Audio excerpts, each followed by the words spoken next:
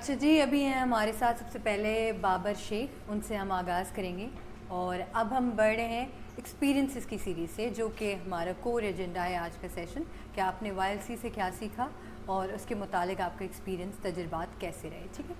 अच्छा बाबर, सबसे पहले तो मेरा पहला सवाल आपसे ये है कि आपकी की लर्निंग्स क्या थी वाईएलसी से, क्या एक्सट्रैक्ट किया आपने? की लर्निंग्स तो वैसे तो बहुत सारी थी। अगर मैं कंसाइजली आपको एक जवाब दूं तो बहुत एक तो सेल्फ अवेयरनेस, इमोशनल इंटेलिजेंस और चैलेंजेस को फेस करना, ये 3 की लर्निंग्स थी। और अगर इसके थोड़ा सा हट के मैं आपको जवाब दूं तो वाईएलसी की जो लर्निंग्स होती हैं ना, वो आम तौर पे एक वाईएलसीएन ये ज़्यादा बेहतर समझ सकता है कि हम नॉर्मल लोगों को समझा नहीं सकते अल्फाजों में कि हमने क्या सीखा।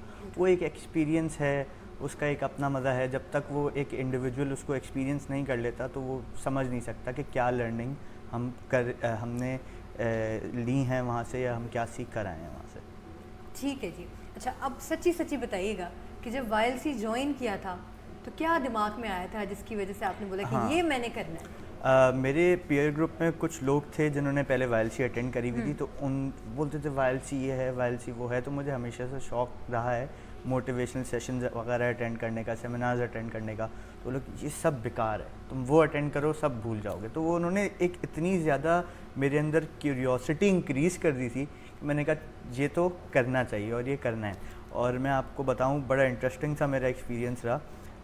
मैंने अप्लाई तो कर दिया था, ऑब्वियसली इतनी महंगी, तो मैं तो उस वक्त 20 ईयर्स का था, तो मेरे पास अपने पास तो पैसे नहीं थे। तो स्पॉन्सर के लिए भी अप्लाई किया हुआ था, स्पॉन्सर हुआ नहीं। एग्ज़ाम्स चल रहे थे ए लेवल्स के।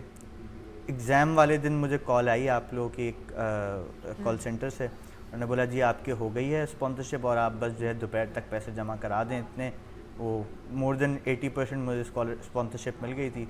उसके बाद वो मतलब विद इन, वैसे तो मैं सोच चुका था कि अब नहीं जा रहा वाईएलसी, लेकिन वो विद इन फ्यू आवर्स जिसे कहते हैं ना, वो वाईएलसी की स्पॉन्सरशिप भी आ गई। मैंने जाके टिकट भी करा लिया और मैं लाहौर भी चला गया। तो वो बड़ा इंटरेस्टिंग सा जो है ट्रैवल हुआ मेरा फिर। Beautiful beautiful. अच्छा, जब ये एक्सपीरियंस ख़त्म हुआ, ये अपने अख्ताम पे पहुंचा और ये जर्नी ख़त्म हो गई वाईएलसी के सेशन की, तब भी क्या वही एजेंडा था दिमाग में कि जिस वजह से ज्वाइन किया था वही पूरा हुआ, या इसके अलावा बहुत कुछ सीखा?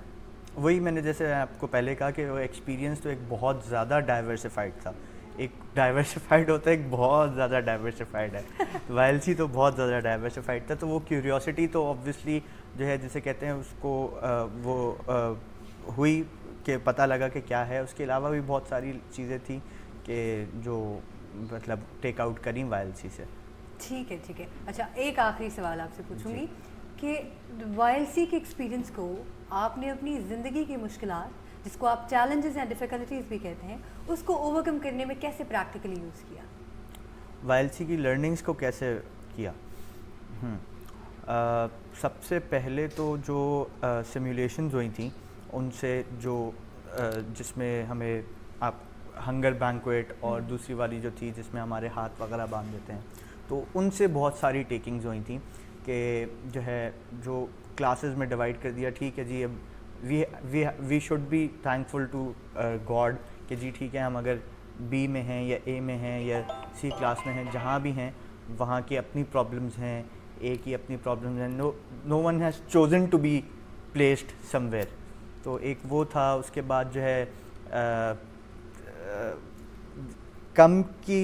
कम में शुक्र और ज़्यादा की तलब, ये चीज़ जो है वाईएलसी से एक एक्सट्रैक्ट हुई कि जब हम पहले पीसी में रह रहे थे तो बड़ा मज़ा आ रहा था, फिर हमें उठा के 3 दिन 4 दिन चांदबाग में डाल दिया।